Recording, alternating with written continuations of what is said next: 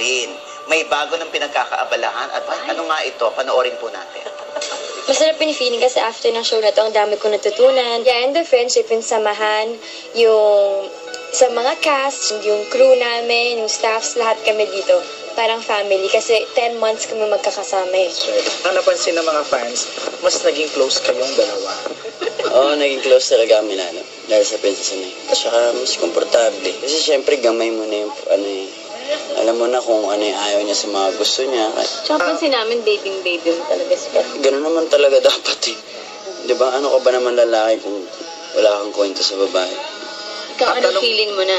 Alagang-alaga ka talaga. Kasi syempre, may importante ka sa isang lalaki and yung talaga inaalagaan ako, very protective siya sa akin. Siyempre, nakaka-flatter. Very flattering naman sa mga babae. Maraming salamat po sa lahat ng supporters ng Princess Inay.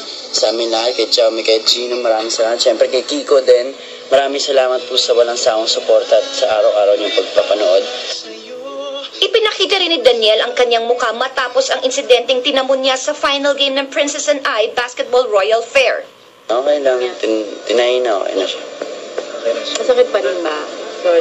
Hindi na, medyo konting-konti na lang yung magaan niya. Alalang-alala si Catherine. Araw na yun. Andun ka agad sa hospital.